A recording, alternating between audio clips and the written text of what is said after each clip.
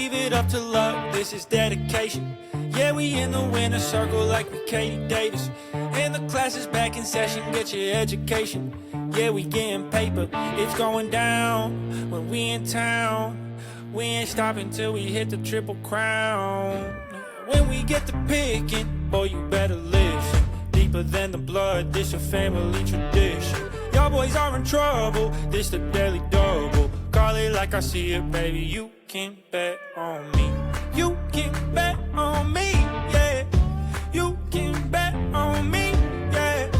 You can bet on me, yeah. Call it like I see it, baby, you can bet on me.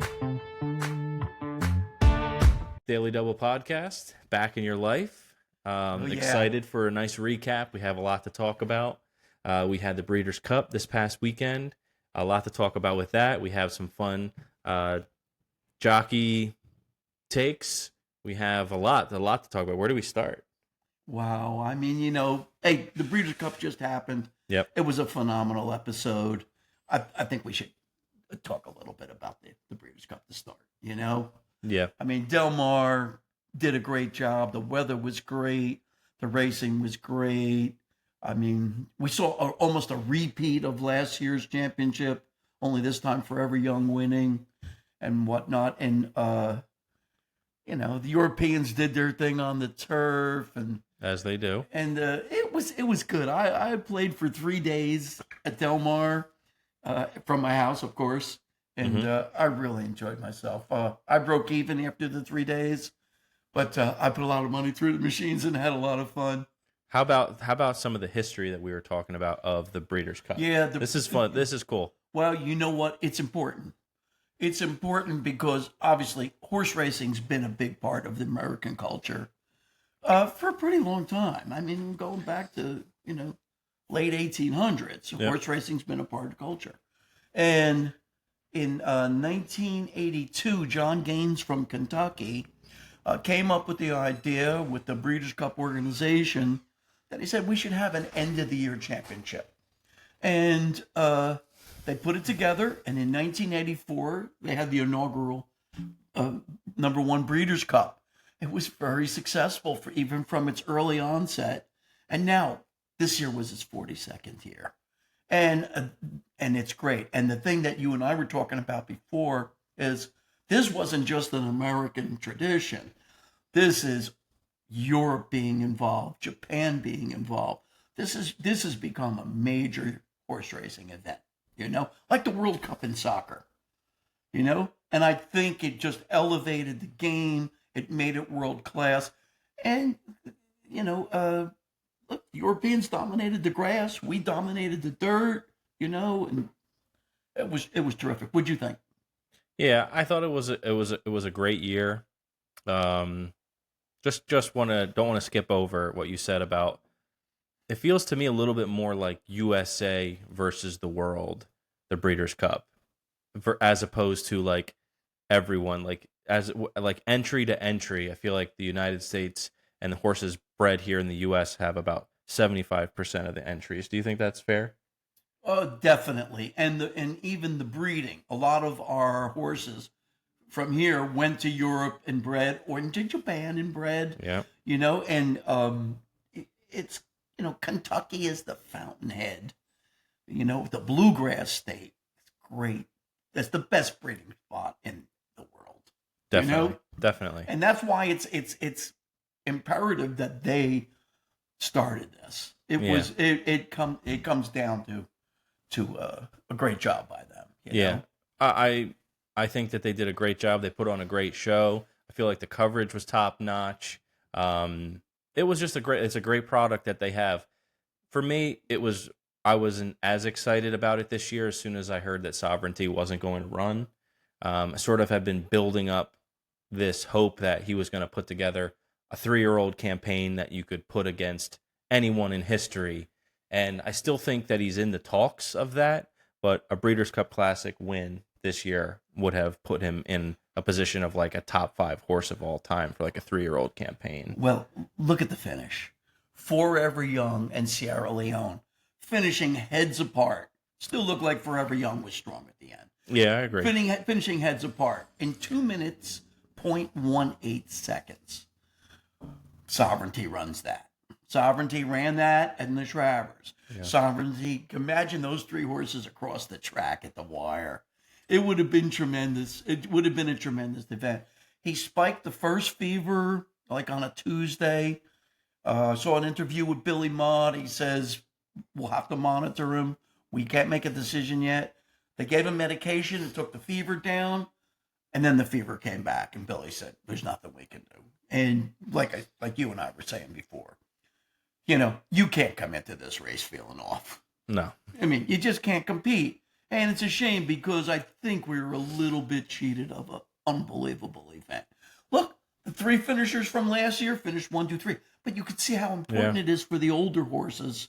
They always have that advantage. That is true. But Sovereignty might have broke the spell right there. But he might have beat them two by I don't think he would have beat him by more than a length. He certainly could have been right there. He could have. I think that I'm hoping he gets back on a good path, comes back for his 4-year-old campaign, and gets a chance to face off against some of the older horses next year, because we'll never truly know if he would have won the Classic. I think that if he brought his best effort, he would have.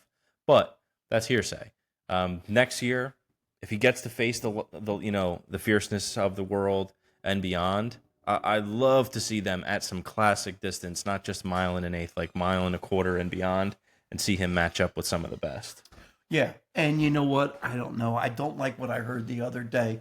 They're not sure whether they're going to retire him. Well, let this horse run another year. Give the world a break. Give the U.S. a break. You know what I mean?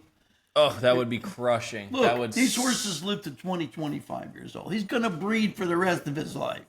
Let him race for 1 more year, Yeah, I mean, I guess the money talks and everything, but yeah, but look how big the purses are. Look how much money you could win. He could win $10 million. I know in the breeding shed he could make a couple $100 million or whatnot. Right. But yeah. I mean, some good news. I did hear just today that journalism will be back for his 4-year-old campaign, and he will be targeting the Met Mile as his comeback race. Wow. Which I find really cool. And journalism has been a little bit of that Seabiscuit storyline where he's taken some licks this year, but he's always come back, and he's never shied away from a challenge and a test. And although he's come up short a few times, I thought he looked unbelievable this weekend in that race. So I want to talk about journalism a little bit, and I want to talk to you about your knee-jerk reaction, from your heart, your head, your mind, as a handicapper. Take me wherever you want to go. When you heard they were going to take the mount away and give it to Jose Ortiz. Well, talk me through it. You know what? I've seen this happen in my life many times. Most of the time, it doesn't matter. Once or twice, it maybe matters. But I think they were at the end of their rope. They knew they had trouble against Sovereignty. I mean, they left him in California. You could see how good he looked. Yeah. As good as he looked, even with the jockey change, he still proved to be a second slower than the 3 best horses. The 2 best horses, I would say. He wasn't far. Yeah. He wasn't far from fierceness. He wasn't far. Him and Fierceness finished relatively close. Yeah. But he's shown in those 1 1/4 races that he's a second slower than Sovereignty. Yeah. So this is a high quality horse. Nothing to be, to demean at all. No. He's going to compete and whatnot, but he's got to find the right spots for this horse. There's a lot of big races throughout the country. Find the spots where you don't have to always be meeting the best. Look, we don't need every race to be a Super Bowl. You know what I mean? True. How about they go Met Mile, maybe try some other distances. This horse is fast. Yeah, I would say I could see it. I could see a mile. I could see a mile in a 16th. I could see it. The question is, I remember when Gun Runner was 3 years old, and I saw he was good, and then I saw Arrogant beat him by 6 lengths or 4 lengths, and I went, geez, he's never going to be able to beat Arrogant. Well, Arrogant went a little bit backwards and retired, and Gun Runner got better as a 4. I don't know if he raced as a 5-year-old. He might have. Maybe so. But he raced for a while. He ran the last couple races he ran. He could have beat Arrogant. the times and whatnot. Remember that picture you gave me? Yeah, in that the was an living room? unbelievable performance. He won by like 7 running real fast. Horses do improve. Yeah, I true. just don't know what the ceiling is for journalism. We don't know, but we know one thing: they did everything they could to get him dead fit. When he made that move with Jose around the turn, I said, I hope he's there at the wire. Yeah. And then those other horses, Forever Young, just dug in, and here comes Sierra Leone closing from the back. I mean, Yeah, true. I'll be honest. I thought for the campaign that this horse had all year, which was, I don't care if I came up a little short, I'm gonna re-dig back in and fight.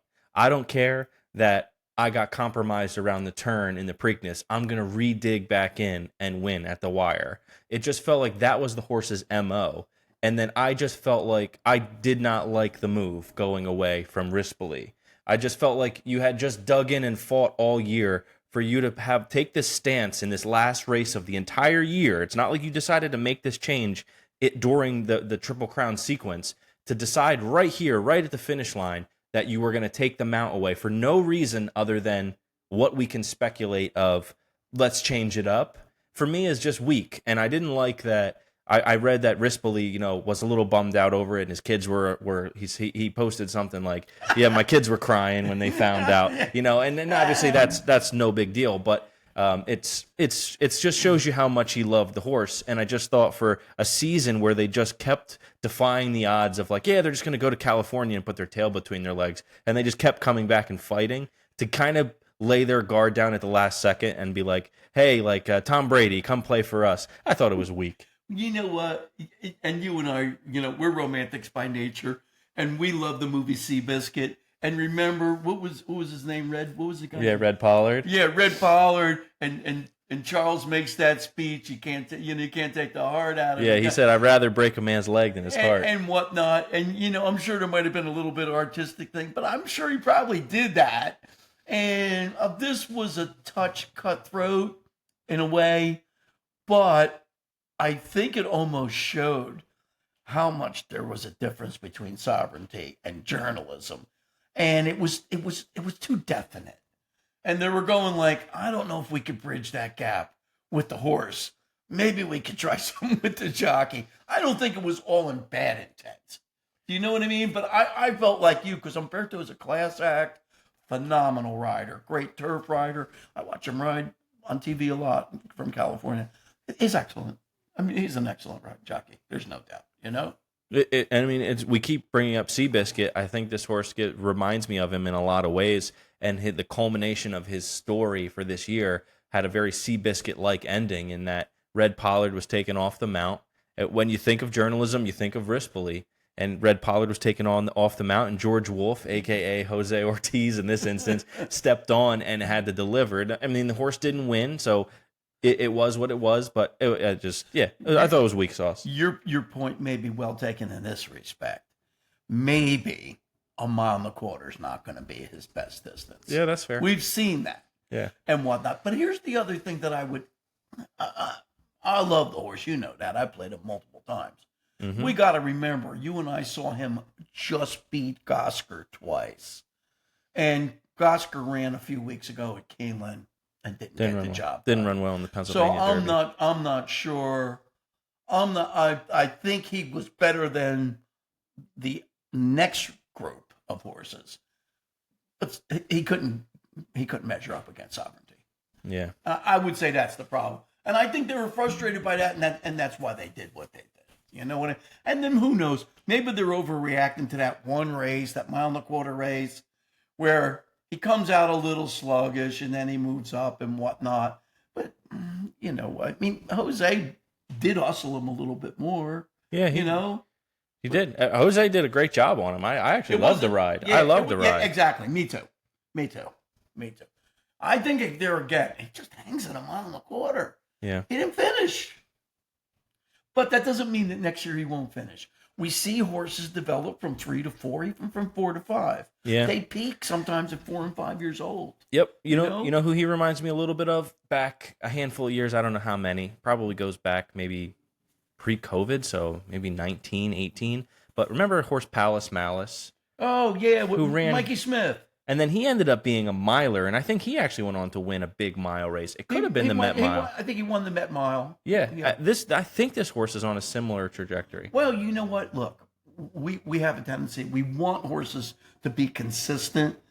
Horses, like football players and all kinds of creatures, basketball players who are hot one night, if they're on the top of their talent, sometimes they could just run phenomenal races. Yeah. Be a little bit off and run a second or two slower. You know, it's like how many horses. That's why I say you have to marvel at horses like Zenyatta or Personal Ensign, or you know what I mean. Who, if horses can bring it every time they come, it's kind of crazy. Yeah, I it's mean, kind of crazy. It's almost irregular. I mean, and think about it. Here's the amazing thing. Yeah. Forever Young and Sierra Leone, after a mile and a quarter. Think if you and I went out to run a mile and a quarter right now. What are the chances of us finishing a length apart? These horses 2 years in a row finished about a length apart, 2 lengths apart. Pretty cool. I mean, it's pretty cool to think. It's kind of amazing to think. It is cool. It is cool. Know? Almost as if it makes you believe in the science of it a little bit. True, and how it's really a game of inches, and a game of moves, and definitely. Picking when you want to move. So we have Forever Young, who wins the race, Sierra Leone second, Fierceness third. Right. Journalism ends up beating Mindframe, who's a great horse. Yeah. And you know who comes in sixth place here? Mr. Baeza, who, you know what I mean? No slouch. Broke bad out of the game. Broke poorly. That's right. Yeah. You're right. And won the Philadelphia race, just to show you, like what you're saying. Yeah, the quality. If you put the horse in the right race, he could look real good. Put him against these real hard types. It's tougher. It's tough. It's tougher. Yeah. I just thought that was interesting. Wanted to recap, the place positions here. And it's also kind of fun to think about a horse like Forever Young, Sierra Leone, Fierceness, top 3 finishers. I hear more people now online and in the podcast world that I listen to for horse racing perspective talking about what could have been with Sovereignty and what was with Journalism than I hear people talking about the top 3 finishers. And it's kind of interesting because do you know how the 3-year-old, it's sort of like the 3-year-old racing in the United States, at least, is sort of like the sexy play. It's like, you know what I mean? And so it's cool. It's interesting. Well, they're the new players. Yeah. And you always like, you know what? You always like the new players. Yeah. Mm-hmm. It's just the way life is.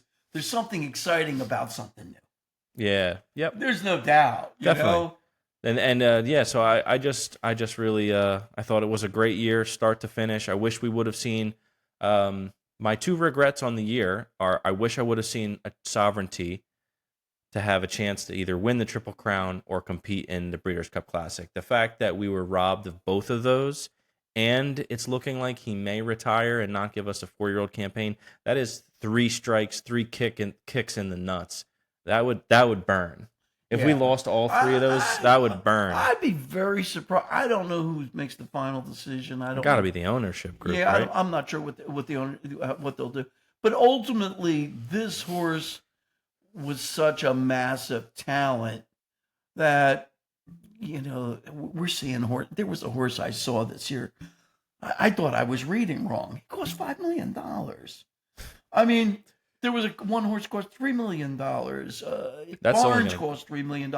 I mean, we're seeing prices that are like so out there that now it's hard to keep it balanced. There was a time where the breeding went crazy and everybody was retiring young, and then they increased the purses and the things balanced. Now the price is going up. Now it's changing again and whatnot.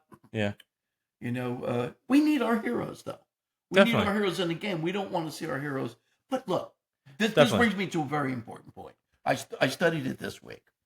Because right now, in the United States, and for the last handful of years, there are 2 major sires who are doing incredible. Into Mischief and Not This Time. They're the 2 majors. Not This Time, the last month, has had dozens, and he's sired dozens of winners. Now, I did some research this week on their breeding line. Both of them had Northern Dancer blood, Stormcat blood. I was looking at the all of that, and yet when both of those horses ran, they were good horses, but they weren't better than good horses. So the question is how do you know a horse like Sovereignty is going to be a great breeder? You don't really know. They didn't know Into Mischief was going to be a great breeder. Now, if you want to mate with him, $250,000.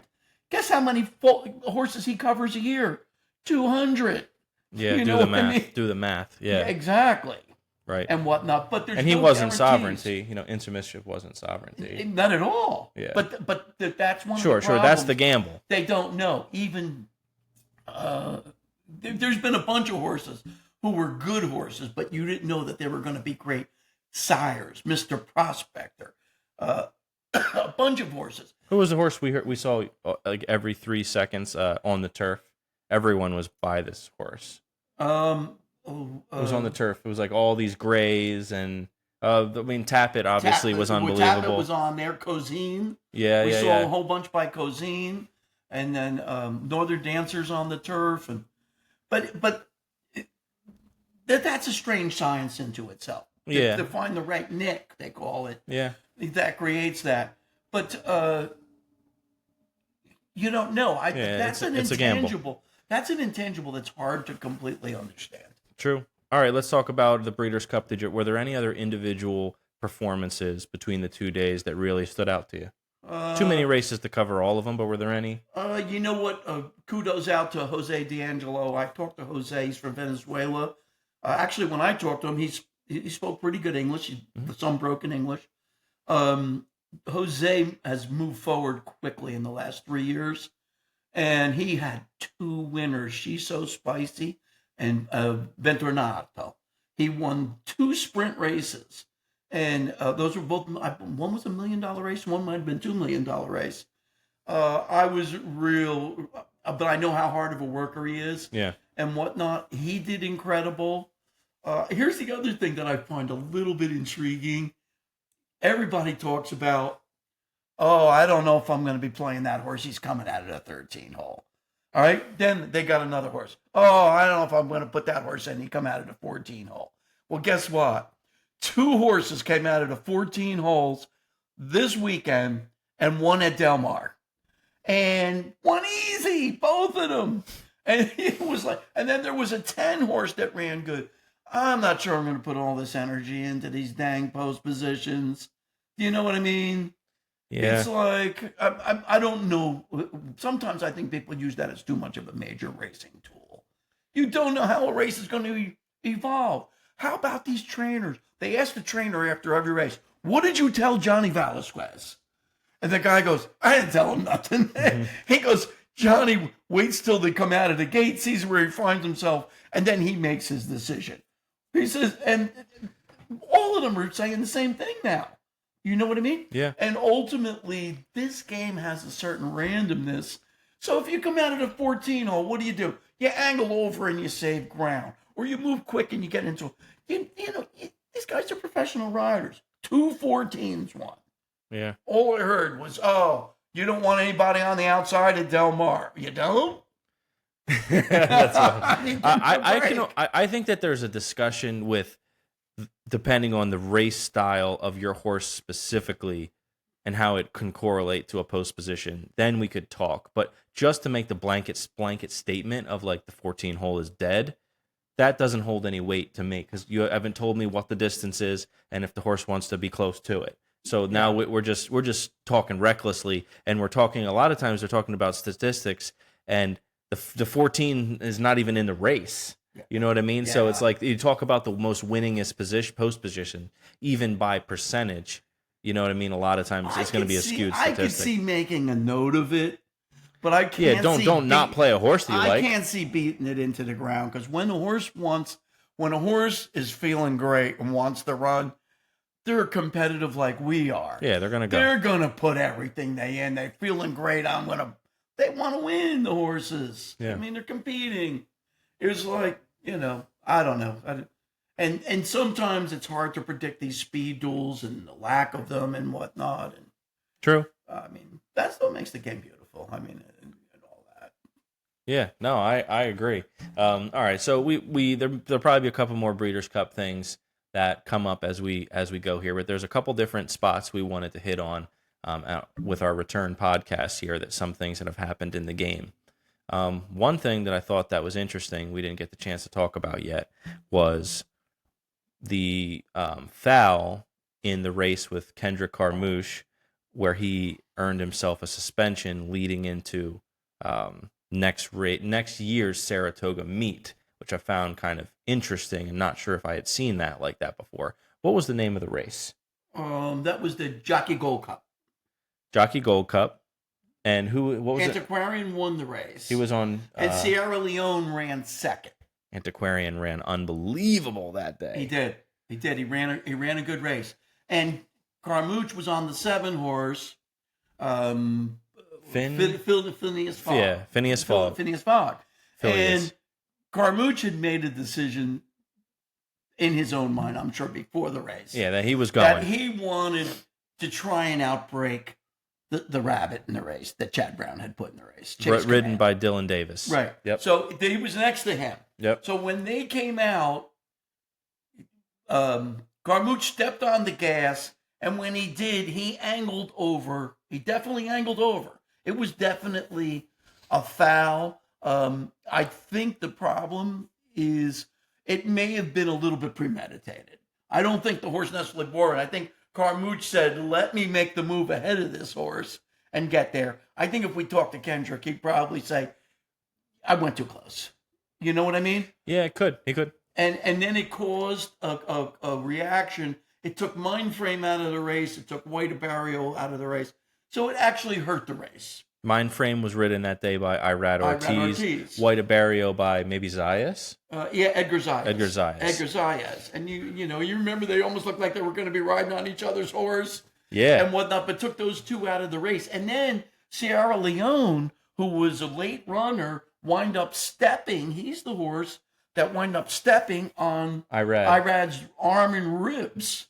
Right. And it cost him the race. If he had no if he was clean, yeah, he lost a couple lengths. Yeah. You know? And whatnot. This is a question I had. This is obviously more of a silly question, but as silly of a question as it is, I actually kind of want to know the answer. It's for the the hardcore racing fans that know the rule book, or maybe are or have been a steward. In that instance, if you go back and watch the race, Irad Ortiz goes and starts falling off of his horse, Mindframe. Who's on Mindframe? Mindframe.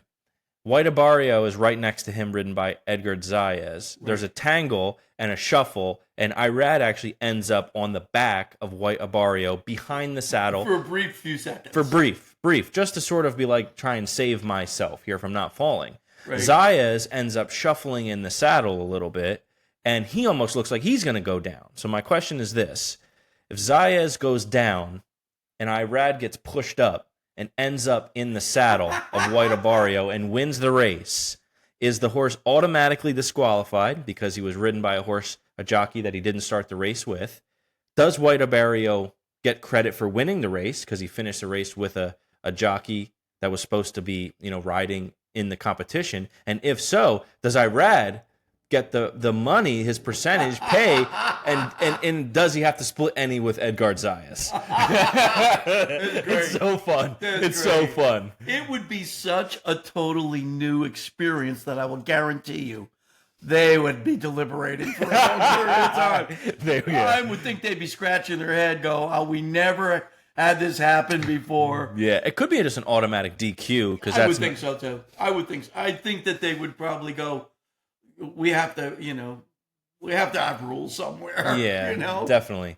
That was pretty cool, though. That was cool. Well, thank goodness. Irad was okay. Didn't get hurt real bad. He rode a few days later, and both horses were okay.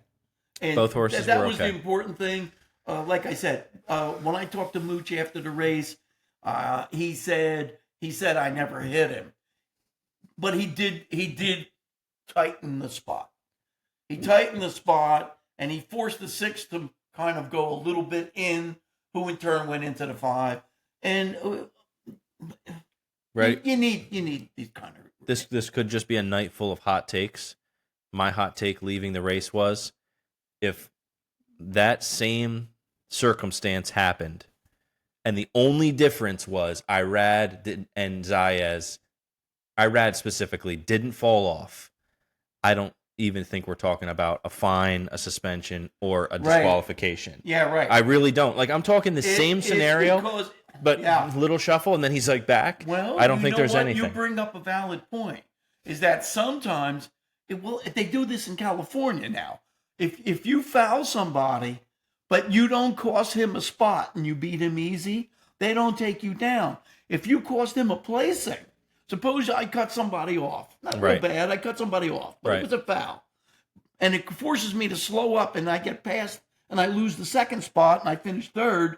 They'll take me down in the first spot because I lost the place. But if I finish second and they think it's marginal, they'll leave me up. So there's all kinds of different interpretations of the rule. But you're right. If those two horses didn't bang into each other and cause him to fall, if those two horses just took their normal course, nothing would happen. Nothing. Because look, you and I, we've seen hundreds. I think even if they were crowded and there was some slight jostling for position, I still don't think they do anything. We see that a lot, but they did set a standard earlier in the meet. You and I saw the race. I forgot the name of the horse. It starts with a Z. It was a Chad Brown horse on the turf, a real good horse who would come off a couple victories. I know who you're talking about. And he had Flavian on him. And they took him down. And he went in, and it wasn't even into the first turn yet. And he just tightened up on Castellano and on Rosario a little bit. And he won the race by 3. The other two horses came and ran second and third. I never thought the horse should have come down, personally. Yeah. I think it was King Zenda or something like that. Yeah, I know who you're talking about. Zenda something or something like that. I know you're talking about. But ultimately, from all the races I've seen, I didn't think it merited that move, a disqualification. Yeah. I think it confounded but that shows you how tight the stewards were calling it. Yeah, they were. So the natural progression is a suspension gets delivered to Kendrick Carmouche. We're riding in Saratoga. We're riding a part of the Naira circuit. How can the man get suspended for 10 days and they make it specific to the next Saratoga meet? I've never heard of that. Maybe that's just because I never heard of it either. I don't think it was 10 days. I think it might be just a week. Oh, yeah, I'm sorry. 5 racing days. 5 days. 5? But nonetheless, they made a point of taking him out of the Saratoga meet. You know what I mean? I mean, a very, prestigious meet that Kendrick did real well in this year. 5 days. Yeah, 5 days. Yeah. It was like, it was like the thing with Paco. It's like, all right, Paco's a little guy. He had the whip a little bit high. But, 6 months, 6 months is too much. 6 months is a little long. I mean, what he did at Philly Park, smacking the horse in the head, was a tough look. It was. It was a tough look. And he was fine. He went for therapy. He was suspended. He did everything. He did his time. They asked him to do off of that. Right. So why do you think the 6 month suspension came down from HISA, whatever the hell it's called? HISA.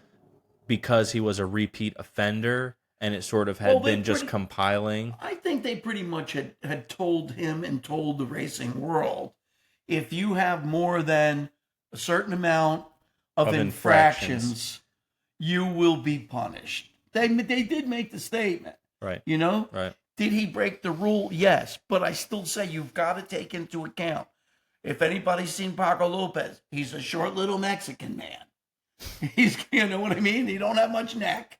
He's a short little Mexican man. When he goes to whip, for him to put this up here is probably where most jockeys are in regular position. I don't think that there was malintent when he was smacking Bucadano in the ass. You know what I mean? It was like, come on, let's win this race. But I've watched race after race after that, and I've seen guys hitting horses harder from a lower position. All right. So here again, I'm not trying to say don't do nothing. I mean, you want to bring it out because the guy had some problems. Did he break the rule though? he broke the rule. He broke the rule, but did he do it with intention? Sort of like, screw these people. I'm going to do what I want. I doubt it. I think it was just instinct, like we're talking about. He just. But now his natural instinct is a technique that everyone has deemed an illegal technique. So it does speak a little bit to, like, you got to get your shit illegal, together. I would say detrimental. But no, but it's you're not allowed to do it anymore. It's against the rules. I know, but what if you're 4'2" when you're? Well, then you got to keep it. You got to keep it here. I mean, I don't know. I mean, it's like he's a highly intelligent man. You have to think. You can't be a dumbass and be riding those horses and be that good. So it's like 6 months is a lot. But I wonder, because I was reading that he has had multiple infractions with the crop, like this. Regardless of the Philly part, 10 of them. 10. Oh, no, so it's he's had. Look, I'm saying that the man should be getting some more talking to. Should be definitely getting some time, but it's. I just don't see the intent.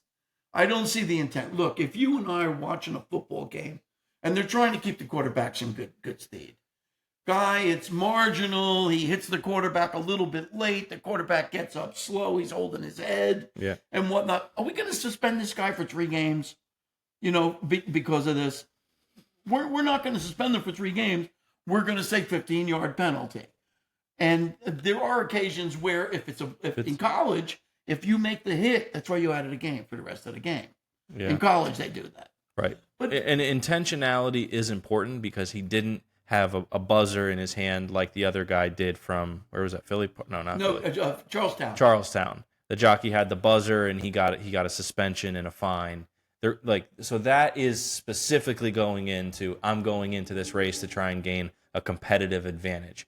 Paco didn't do that, but it sort of makes me feel like when push comes to shove in a race and when things get hot and heavy and there's limited space or it's a big time move or you need to finish, it looks to the outside world like he's sort of like, F it, I'm playing by my own set of rules and I'm winning no matter how I got to win. Well, you know what? He just taps into instinct.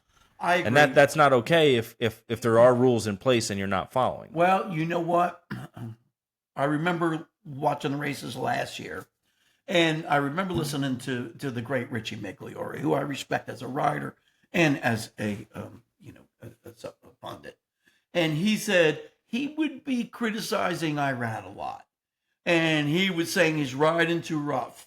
He's riding too rough. Then Irad got a few suspensions. And if you notice in the past year, Irad had a few rough rides, but not nearly as many. He seemed to be riding more in control. Yep. So human beings can change. I mean, it's not like they can't change. But at the same time, who doesn't love Irad Ortiz on their horse? Sure. Because he's going to give you everything he's got to win the race, True. Now, it shouldn't break rules and whatnot.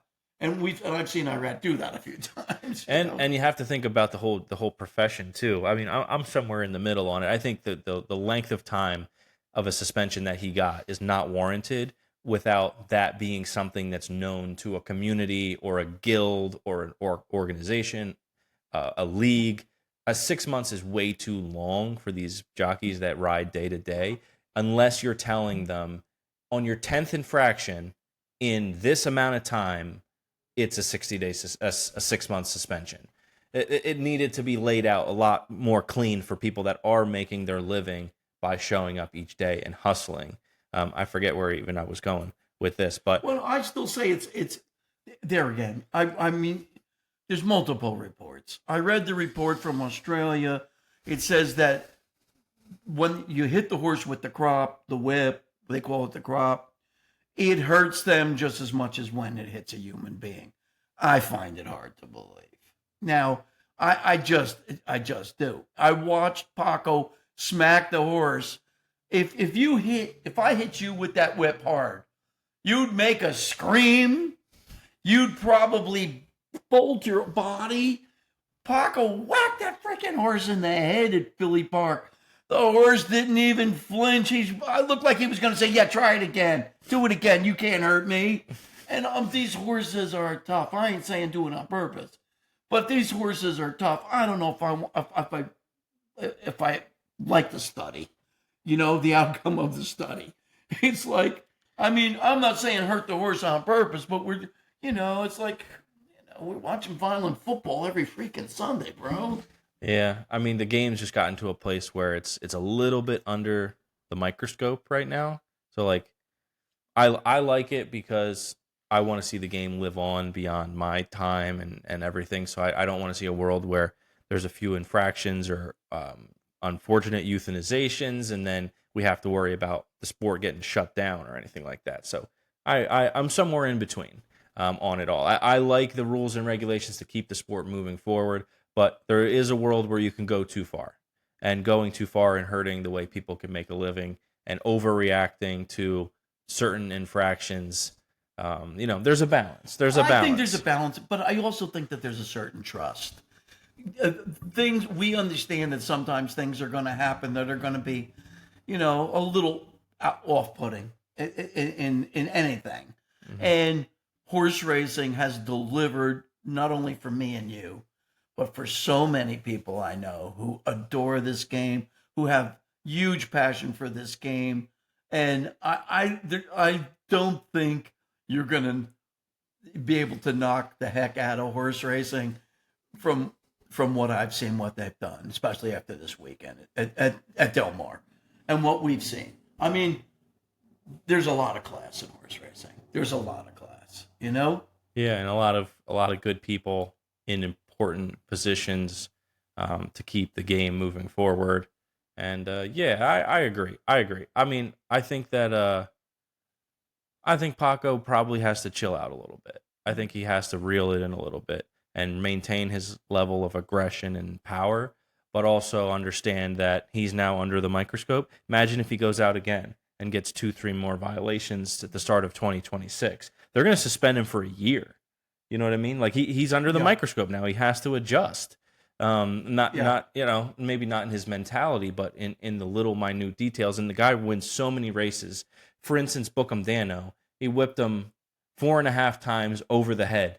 Bookham Dano's winning that race whether he uses the whip or not. So it's like maybe he has to start using a little bit more judgment and when it's time to take some chance or not. I don't know.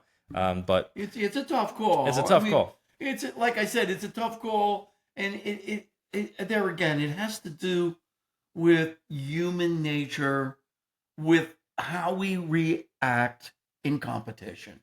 If you're in the middle of competition, we're not always going to be the best people. It's true. It's not like we're going to be evil people, right? But we're gonna do whatever we can. Hey, we're gonna tap into a more sinister, cutthroat. You know how competitive I am, right?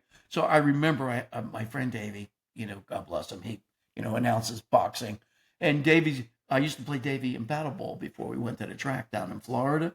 And he beat me like 14-11. And he said, Paulie, you were like that lady that came out of the bathtub in that movie who you thought was dead. And you went into overdrive and you wouldn't let me score another point. And you just killed everything.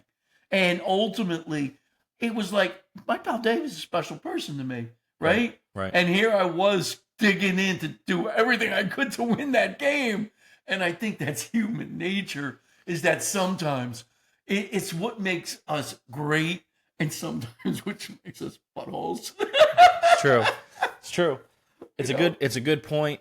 And the last thing that I would say on it myself is I really do think that I don't know enough about the HISA organization, but I would love to know, and I need to do more research on it, but I'd love to see some representation on a board like that from the community, from ex-riders, from former owners, people in the game. I hope that they would, be involved in some way, and it's not just people that haven't been there, haven't carried a saddle, haven't stepped on, hopped on the back of a horse or been at least involved in the game in some capacity. I don't know enough about it, and I will do more research and check it out. Yeah. But I would hope that there was some representation from like actual horse people. Exactly. Me too. But you know what? In the long run, 6 months goes by fast. Maybe Paco he'll stay competitive, but integrate some better habits. I mean, look, I tried to stop eating so much sugar. It's like, and then I caught myself eating that pecan pie the other day, and it wasn't good. Yeah.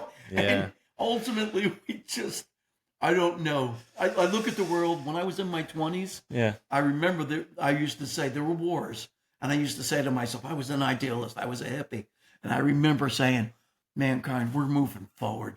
There won't be any wars in the future. I feel it. There's more wars now than there were, baby. Yeah. And it ain't me and you starting them. No. No. And ultimately, I don't know what's happened to the soul of mankind, but maybe it's never changed. And maybe, Yeah. and maybe it's going to have that. That's morbid. Yeah. Yeah. Like, I know. I don't know. I mean, I don't understand when people killing people. I can't say it. But on a real positive note, we should mention two things. Yep. In about a month, baby Luca's going to be on the show, right? Amanda's going to give birth next month. Yep. God bless. Yep. And baby Luca will have him on the show. That'll be great. And the other thing is, congratulations on your raise to becoming head coach of the Cumberland girls soccer team next year. You did an unbelievable job this year. That's why we've been missing for a few weeks. Yeah, but, we've been on the grind. They're lucky to have you for next season. We're going to have a great season. Congratulations on that. Thank you. Two big things. Getting to have a bigger role next year with the soccer team, my local high school, and then a brand new baby coming within a month. Baby Luca. So that'll be great. And then also another thing on this side is we had troubles filming some episodes at the end of the year because my dad's car, when he took a trip to Saratoga, was in a bad way. He came home, he analyzed the situation, calculated some risk-reward versus some repairs, and ultimately took the dive to get the car fixed the proper way. And he has had no hiccups, and it's back on the road cruising, which is a great win as well. Man. Those are 3 great wins. Oh, it's nice to not see an EPC light going on and scaring the heck out of you like you got to pull over. Right, it could be the end. And it's riding like it's brand new. Yeah. And I think the car may make an appearance in Hollandale, Florida this winter. That would be awesome. At Gulfstream Racetrack. That would be freaking awesome. That's what I'm anticipating at the Gulf, right now. Bringing that car back down to the Gulf where it belongs. Gulfstream Park, top down. In case it's going to be raining, I make sure I put that top up. But you know what? Might have to be playing Irad. And, we won't be playing Paco on that one. But we'll be playing Irad, and who knows else is going to be down there. Probably Luis Saez. Saez down there. Maybe Rosario, Junior. maybe Rosario. Junior. And whatnot. And we'll see what the 3-year-olds have to offer us. Yeah, we got to start talking about We should talk about Ted Noffey. Now, Ted was the favorite 2-year-old in the juvenile the other day. Yep. Trained by Todd Pletcher. Looks great, sort of an off gray. Can't remember exactly who he's the son of, but he won the race. He was undefeated. He won the race. I wouldn't say he won by a ton. He won by maybe a length and a quarter. And I would say, who's he son of? Into Mischief. Oh my gosh, we were just talking about him. That's what I'm telling you. Streak of this Into is Mischief unbelievable. by Old Fashioned. By Old Fashioned. I played Old Fashioned and whatnot. But ultimately, 4 for 4.